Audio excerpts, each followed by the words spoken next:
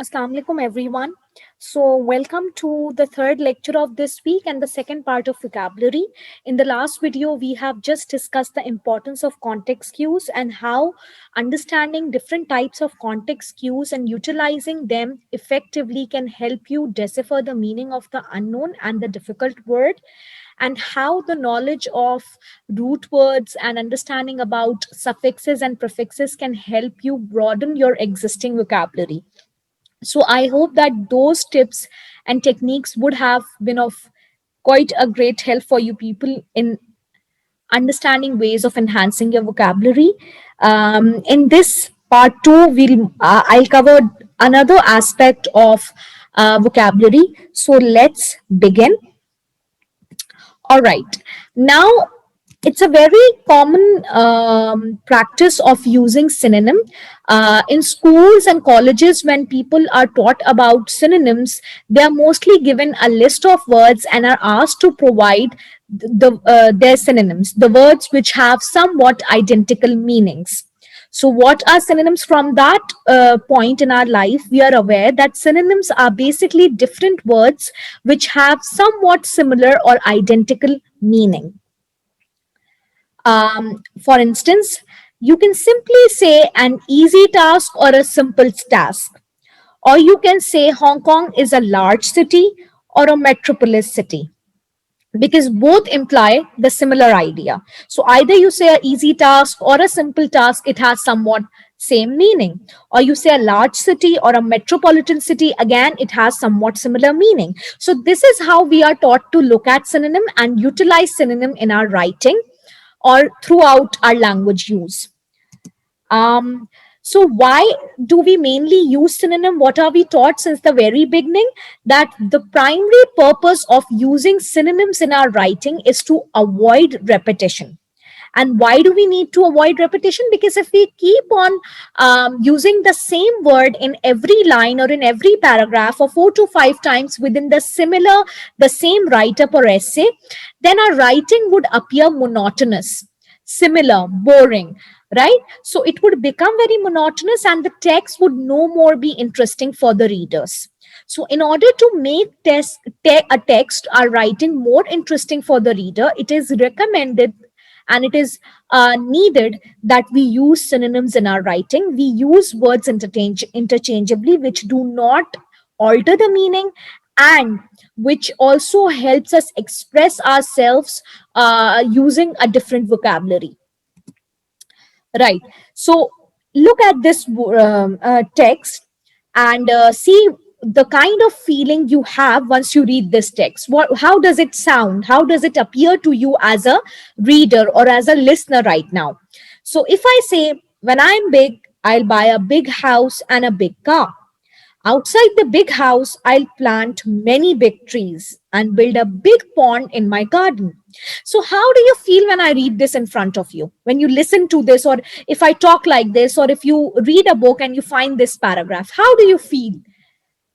You feel like, the same word has been repeated and it feels very, you feel disinterested and you feel very monotonous and you feel that, the writer doesn't know how to express himself or herself. He or she has used the same word big where a lot of other words could have been used in this particular context. So if you say, instead of saying when I'm big, when I'm grown up, when I'm an adult, I'll buy a big house. Okay, fine. You can use big one. So you can say a huge house and a big car. And outside my house, you don't need to repeat big here. I'll plant giant trees, right? And build a huge pond or a large pond in my garden. So compare if you compare what I have just said to the task that I have read before, to the text that I have read before, you will find a huge difference, right?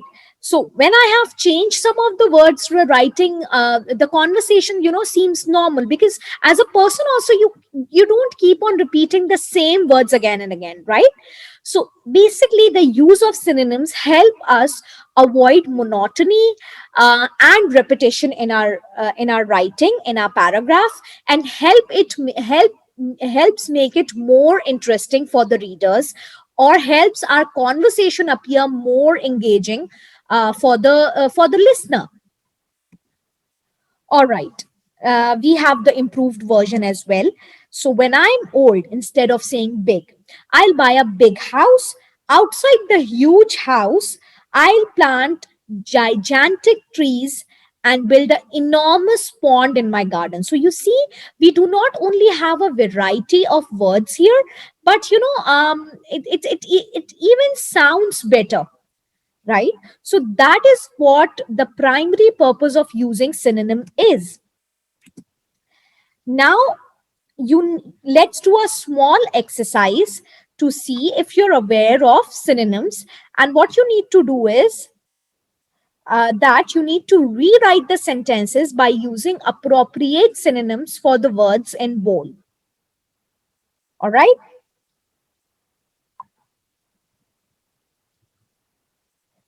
All right. So let's begin. The guards made sure that the plane was secure.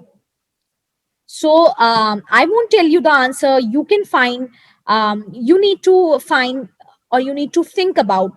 With find, I do not mean that you need to Google. You need to think about what could be the other word that you could use instead of secure at the place of secure. Okay, first thing, then maybe I can tell later. The magician will confuse you with his tricks, right? So what else can you use here in this context? In this context, maybe there are other synonyms of confused, but they wouldn't be appropriate in this context. So what other word can you use here? All right.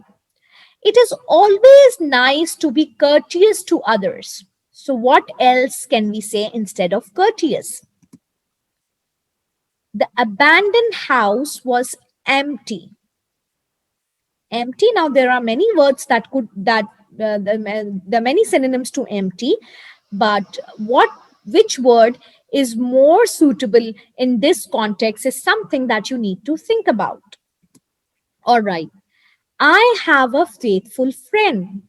So instead of faithful, what else can you say? The old woman was very frail. Now the woman is old, so I hope that you understand the meaning of frail, right? How are old people normally, right? So I hope you try to first decipher the meaning. In case you have tried but still you are not sure about the meaning, then you can check. But do not develop this habit of, the moment you get confused or just randomly referring to Google or dictionary, do not become totally dependent on internet or dictionaries. Instead, try to become independent users of English language. All right. If they bother you, just avoid them.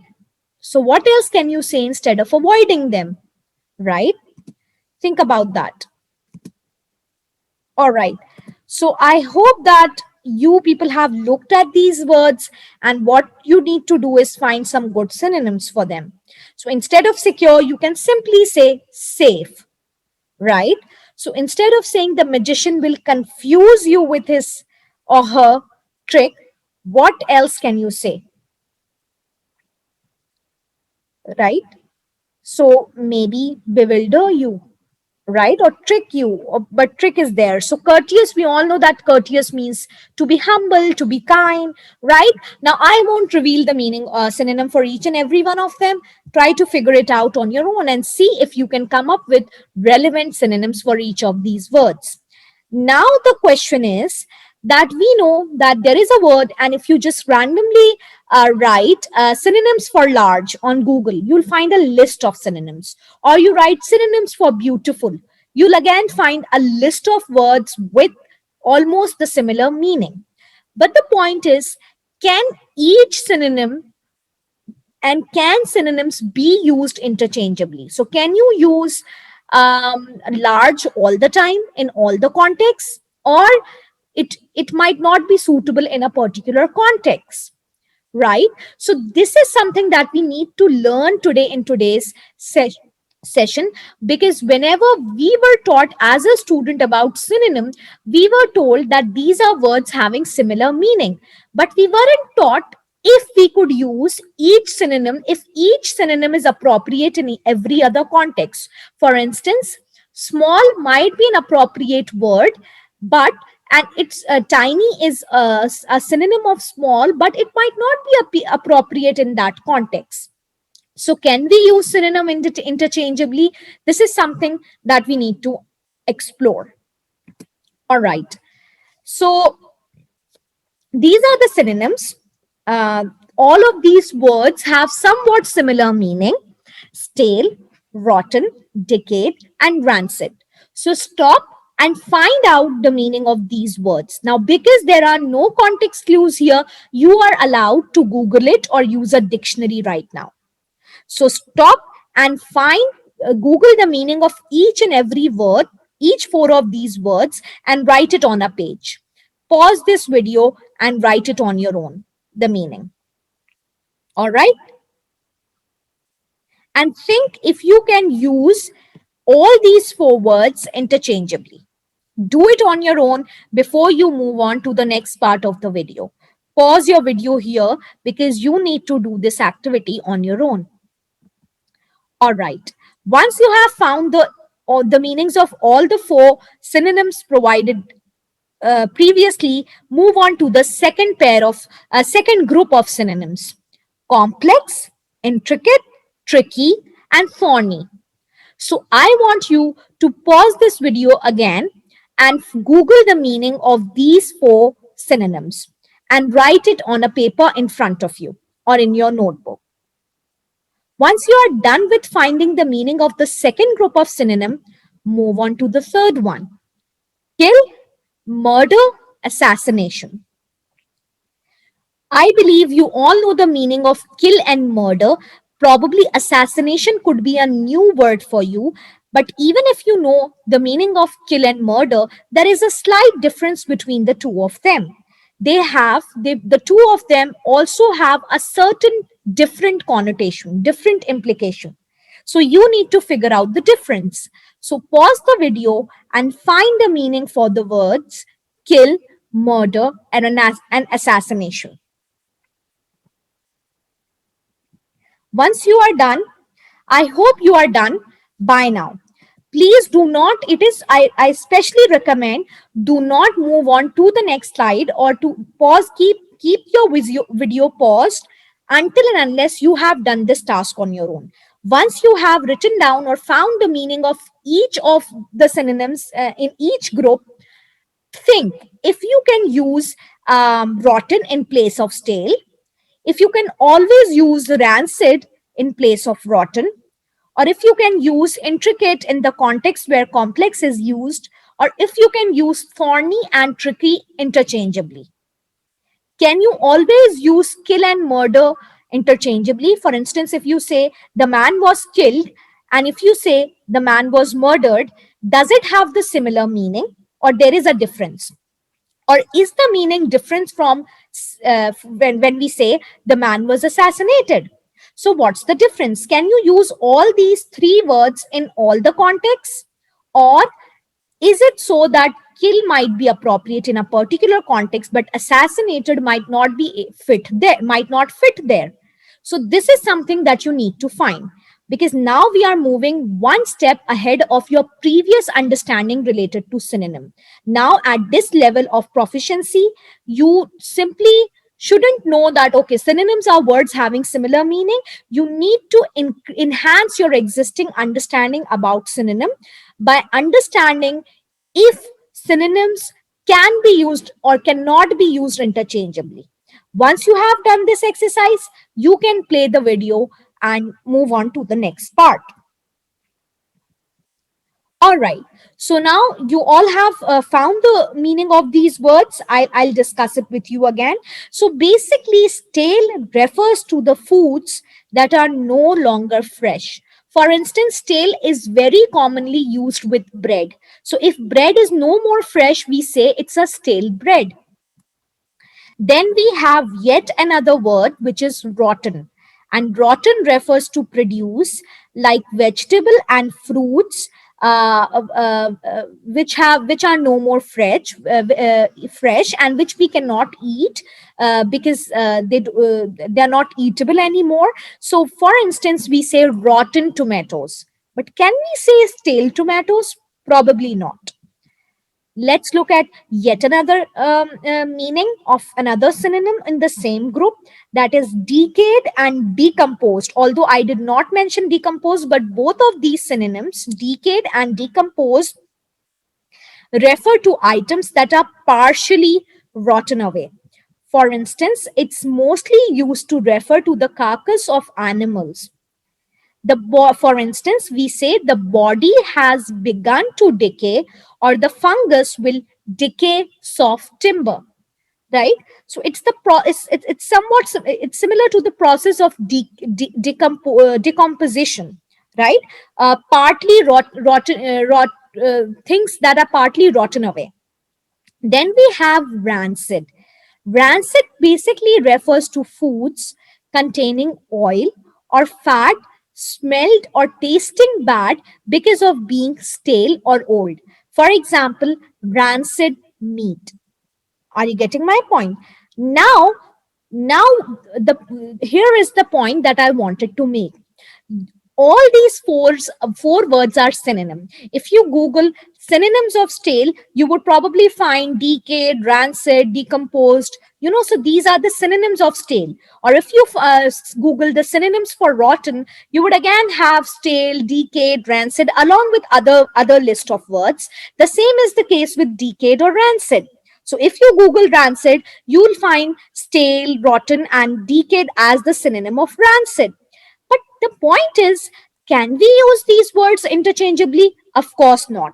So you can say a stale bread, but you cannot say a stale tomato, right? Instead of stale, for tomato, we will use the word rotten.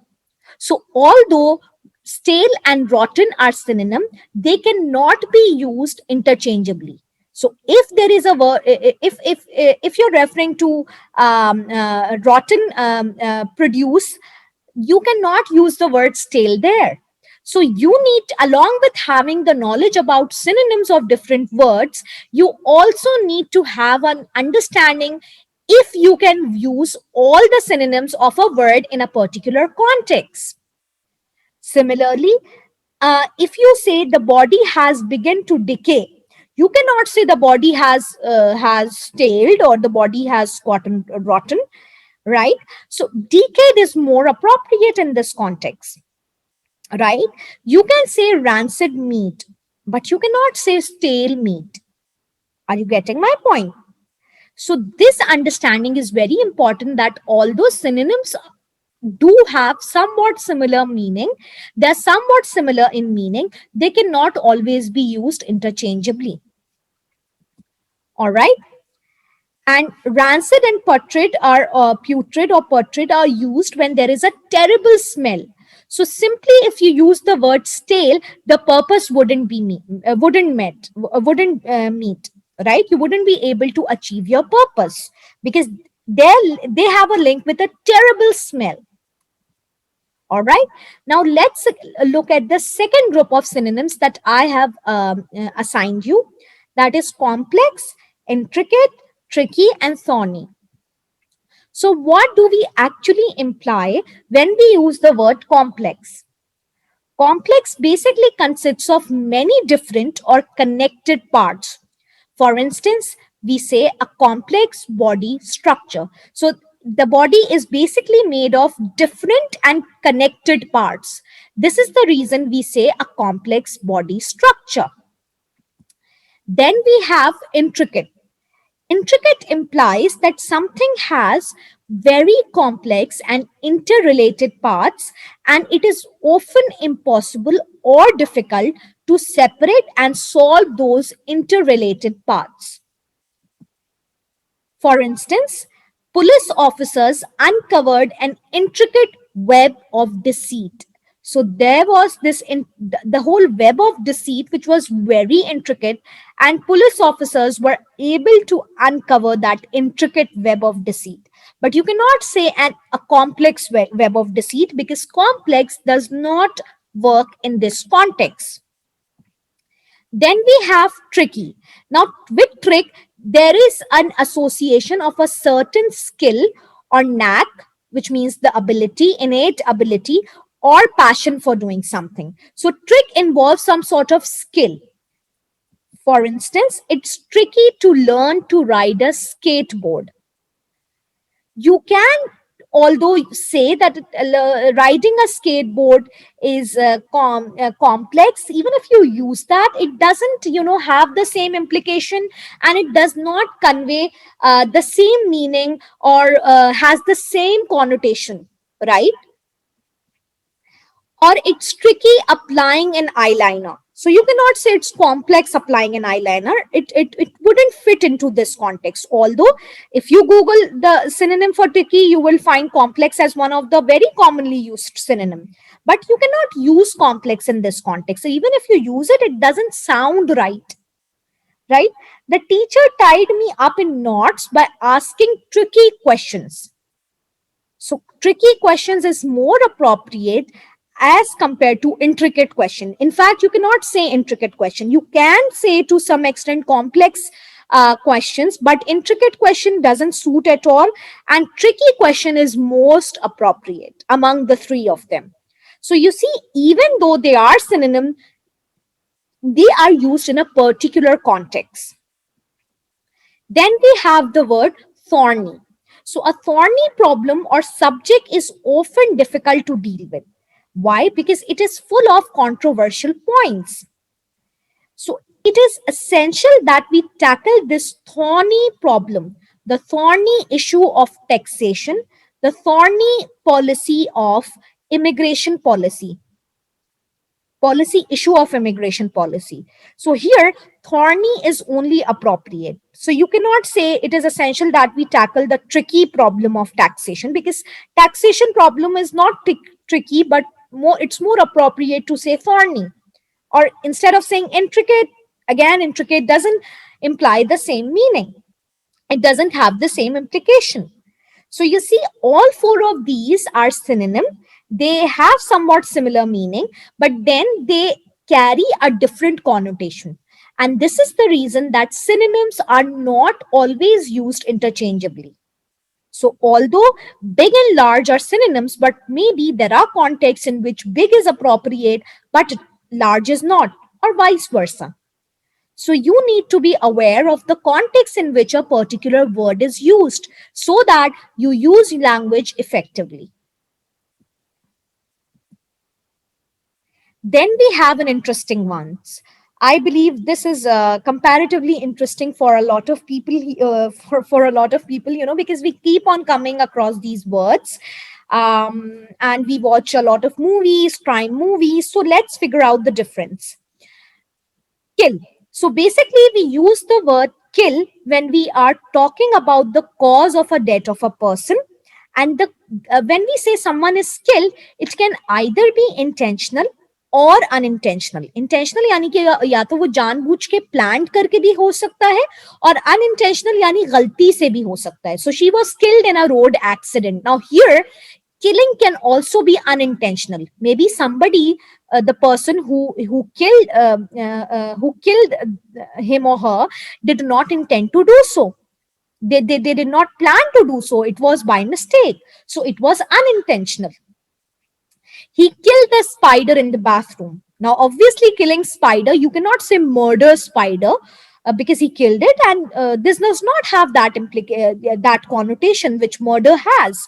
Or the woman was killed in hit and run accident. So it was a hit and run accident, but probably it wasn't a planned murder.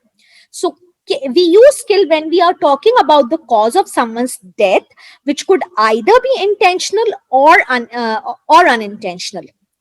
But when we say murder, we are talking about the intentional cause of death of another person. So always remember that murder is always intentional in nature. It's always planned, and the murderer always has an intention to do so. So a murderer can never say, I murdered by mistake.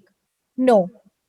If he or she is a suspect, They can say the victim was killed by mistake, but we cannot say that I murdered by mistake, because murder is always intentional. The police think that she murdered her husband. So murder has a very serious connotation. This is something that someone plans and then execute that plan for the sake of taking somebody's life. Or he said he will murder me if I do not give him the money. So simply announcing that, whenever say, okay, I'm going to murder you, this has an intention of doing so. This can never be unintentional, right? So this is the context in which murder is used. Now, these two words are very different from the third word, which is sometimes considered as a synonym, but it has a very different connotation. So when we say assassination, refers to the murder of an important or an influential person, like a politician or a political activist, either for the political or the religious reasons. So you cannot simply say a man in my neighbor was assassinated if that man is a common person and he is not a political figure or a famous figure or a religious figure, right? So you can't say that for a common person. You can't say my friend was assassinated if your friend is a common person. But if the person is famous or a political activist, then you use the word assassination. For instance, there are plans to assassinate the president. Now, you don't say there are plans to murder the president, because president is a big figure. He's an influential figure. So when there is a murder or planned against an influential figure, we use the word assassination.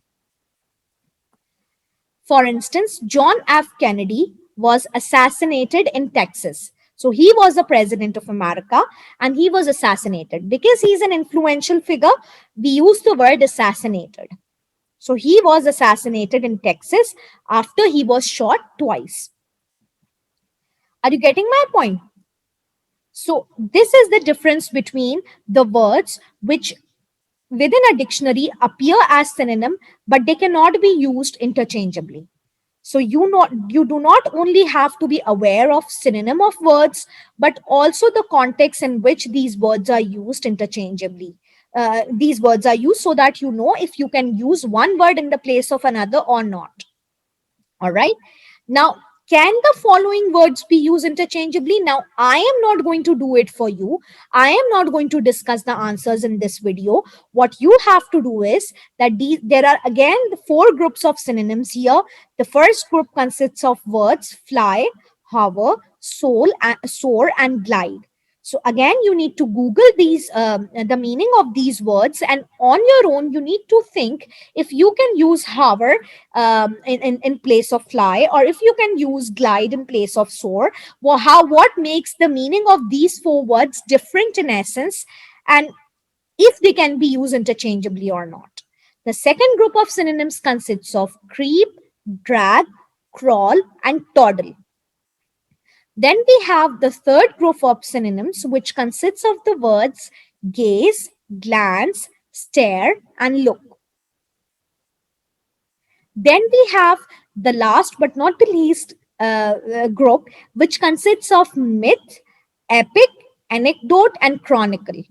So you need to Google the meaning of each of these and see how do they differ from each other despite being used as synonyms, and if they can be used interchangeably or not. All right. Once you have done that, then we are moving on to antonymy. Now, I know that you all are familiar that antonyms are basically words carrying opposite meanings, but then there are some degrees of antonymy that I want you to understand. So let's begin. Basically, synonym and antonyms are called as sense relationship. So antonymy is a sense relationship that exists between words which are opposite in meaning. All right. Antonymy is a binary relationship between terms with complementary meanings.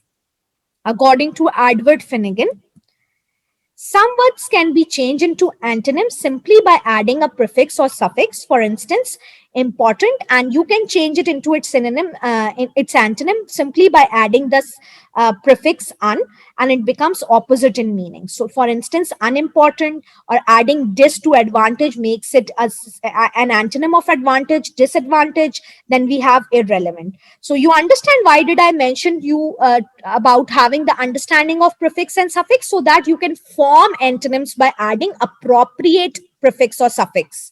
So if you don't know that un is added with important to make it unimportant, and instead you use ir, that's incorrect prefix. So you need to have a clear understanding of which prefix is added to which word for making for making the opposite of that word.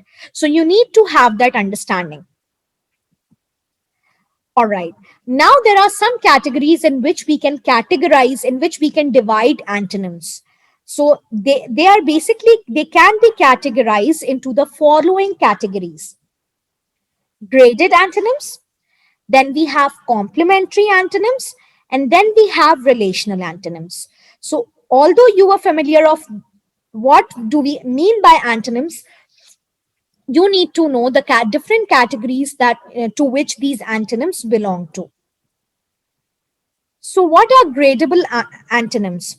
Gradable antonyms basically deals with the levels of the meanings of words. For instance, if something is not good, it may still not be bad, right? So maybe something is not good, but that doesn't mean that it's bad. So there are categories: good, bad, worse. There are categories. Some such words have different level. For instance, average, good, excellent, bad. So there are few antonyms that can be graded, that can be put into different categories. Then we have complementary antonyms. They have a relationship where there is no middle ground. So it could be either one or another. So there is no middle ground. Are you getting my point? For instance, there are only two possibilities, either one or another. For instance, if you say alive or dead, there are only two possibilities, either a person is alive or dead. So these antonyms can be put into the category of complementary antonyms. So you only need to have this understanding. All right. Then we have relational antonym. There has to be a relationship between the two meanings, where the two meanings are opposite only when the context of the relationship where both must exist, right? So an opposite of something can only exist when there is a relationship, when there is an opposite of that word. For instance, doctor and patient. So I can only be a doctor if I have patient, right? Or I can be a patient only when there is a doctor, right?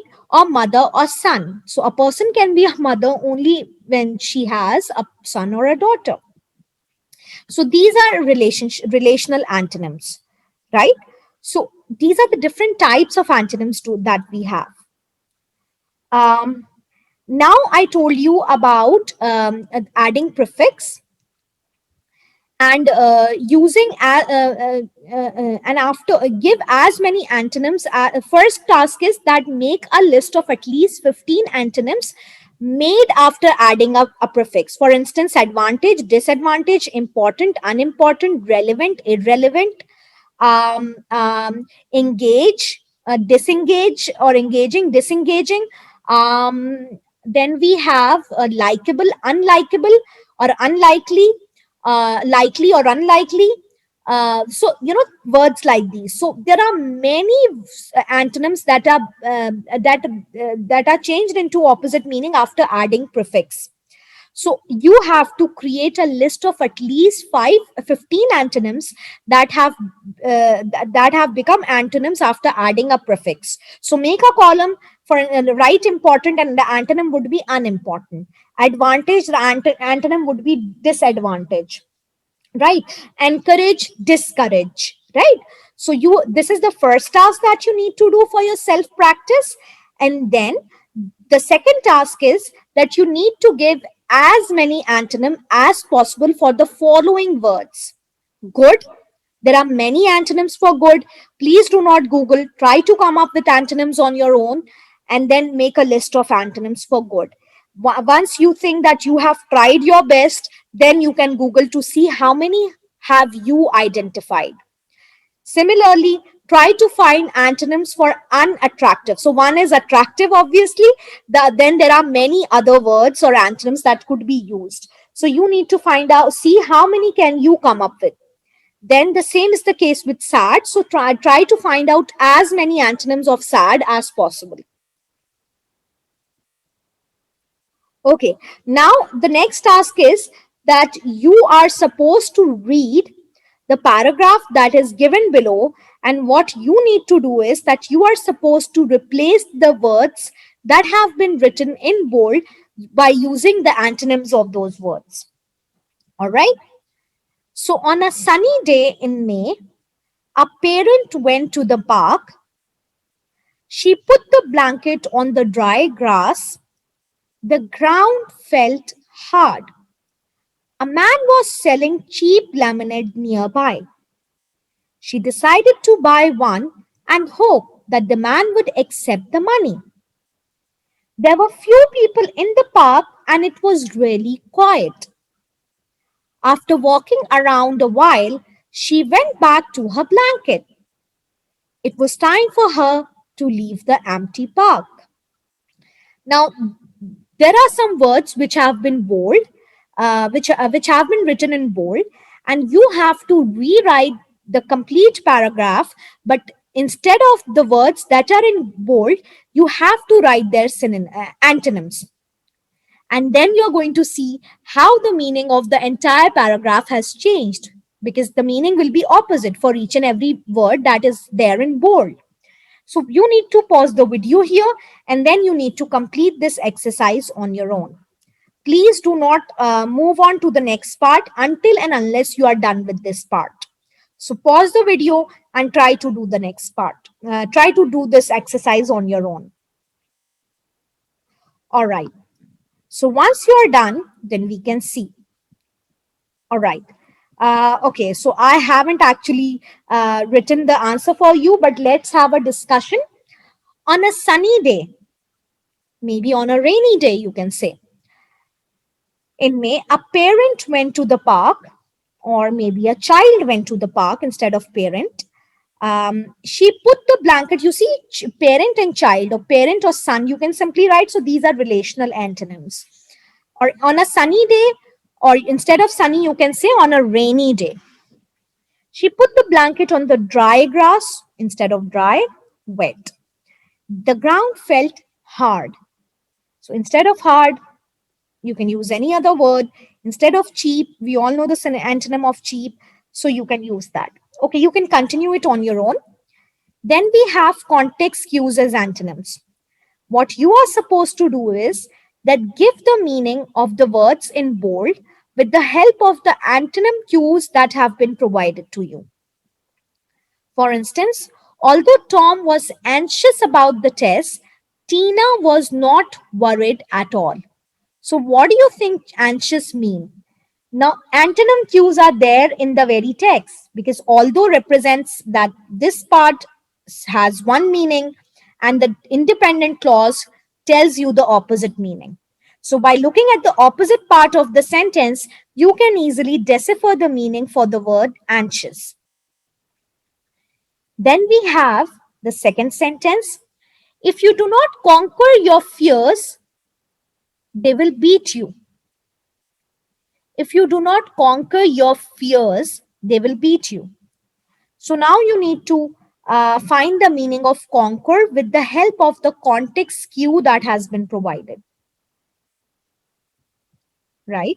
They will beat you. Look at the opposite part. Two new girls started school this week.